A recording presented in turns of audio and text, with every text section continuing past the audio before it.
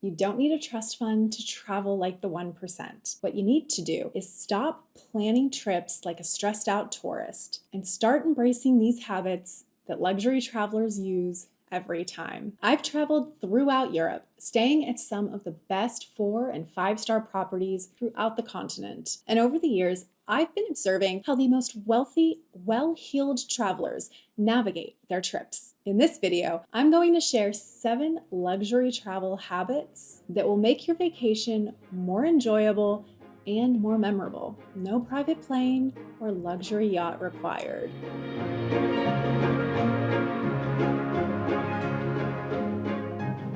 Hi, I'm Angela, and 7 years ago, I moved from the US to Europe. Ever since, I've been writing about my travels throughout Europe on my blog, Notes from Europe. If this is your first time joining me, be sure to subscribe so that you don't miss my weekly Europe travel videos. The first luxury travel habit is simply asking for great service. This might sound like an oversimplification. I mean, after all, if we are traveling to a hotel, we expect nice service. But consider the person who has to deliver that service. They see hundreds of guests a day, all with their own unique preferences and desires and, quirks. And the way that most hospitality workers navigate this is by adhering to a kind of standard middle level of service. But if you want exceptional service, you need to make it easy for that person. You need to tell them exactly what you expect, when you expect it, how you expect it, so that they can adequately deliver. I'm sure you've heard this saying, I am not a mind reader. This is how the front desk staff at a hotel or the waiter at a really nice restaurant, this is how they feel. If you can articulate your expectations in a kind and respectful manner, 9 times out of 10, that hospitality worker is going to deliver. Now, I know that the first time you ask for what you want can actually feel very scary, but honestly, I feel like having your unique requests honored is kind of the best upgrade there is. Everyone in hospitality wants to make your stay extraordinary. It's your job to tell them how to do that. Luxury travel habit number 2. Leisure time is always built into the itinerary. Many of us go on vacation because we need a break from the stress of our everyday lives. But if you find yourself managing a tightly planned itinerary while you're on vacation, then you have just traded one stressful thing back home for a new stressful thing while you're on vacation. Luxury travelers know that pacing is very important to the quality of a trip. In fact, this graphic is something that I share in my Europe experience planner, and my readers absolutely love it because it's an example of how our energy levels change over the course of a 10-day vacation. We start off a little jet lagged, and then we have energy, then there's a little bit of a crash, and then we get this second wind right before we go home. Now, I had to figure that out over multiple vacations, but this is just something that wealthy travelers inherently understand. Leisure can be as simple as a few hours at the hotel, relaxing in the afternoon, or it can be indulgent with a visit to the spa for a massage or other kind of treatment. Either way, it's important to not bog yourself down by over-planning your itinerary. The third habit that wealthy travelers have, they create and document memories during the trip that will last a lifetime. I remember a couple years ago, I did this beautiful photo shoot in Florence, Italy. I was traveling solo and I just wanted some really great pictures for my website. You can go there and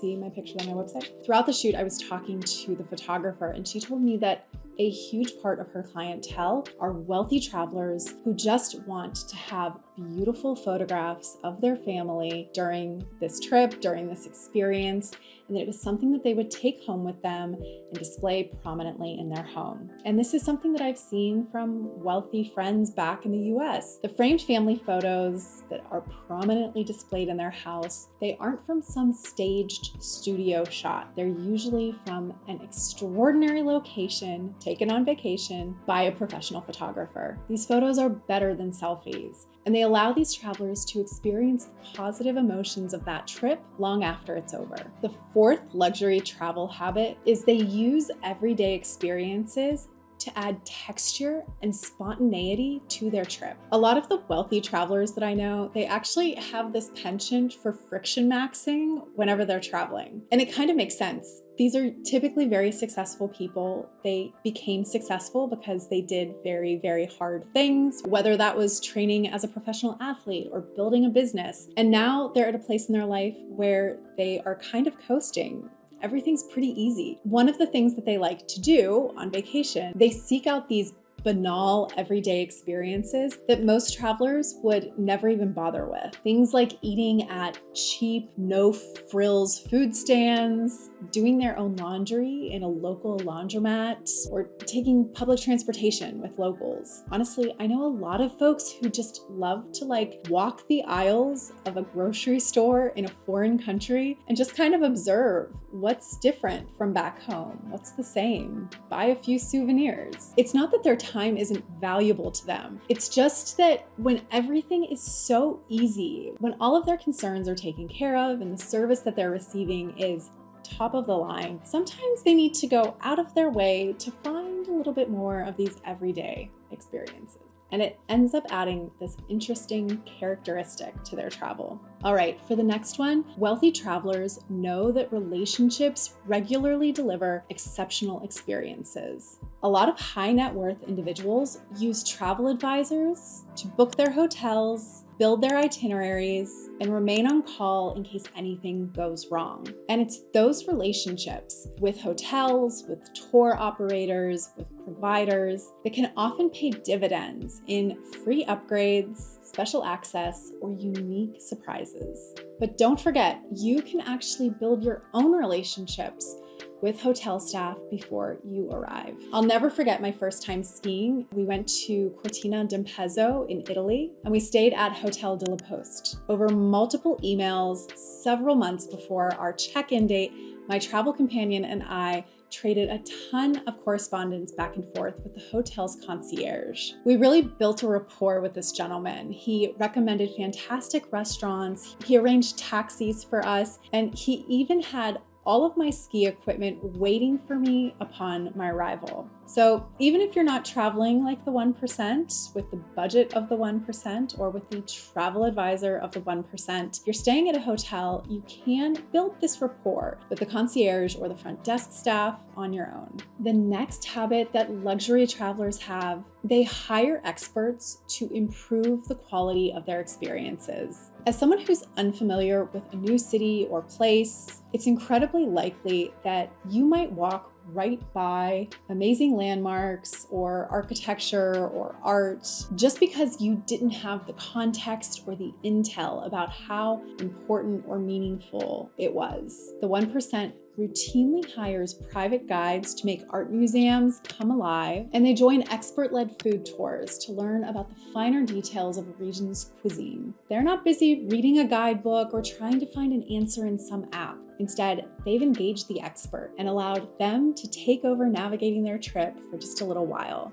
And finally, luxury travelers understand that real wealth is about using money to create ease. Travel always comes with logistical challenges and the headaches of being in many crowded spaces. But wealthy travelers understand taking extra steps to protect their peace while they travel is always worth the extra cost and effort. They know that logistics is just one part of the vacation, and they've spent just as much time, if not more, considering how they want their trip to feel. All right, I would love to hear in the comments what you consider to be a travel habit of the 1% that you would love to embrace. Go ahead and drop it in the comments. I read every one, and I would love to hear what you think. Before you book your next trip, be sure to download my brand new resource, Hello Hotel. It's a collection of easy copy and paste email templates you can send to your hotel before you arrive. If you've ever felt too shy to ask for the kind of service that you know you deserve, then these templates will help you to make your preferences known, ask the right questions, and to set yourself up for a smoother stay. I'll link it in the description below. If you found this video helpful, I would really appreciate if you could like and subscribe. It really helps the channel. Plus, I drop new travel videos every week here on YouTube. If you'd like to hang out for a little bit longer, I'd recommend watching these videos next.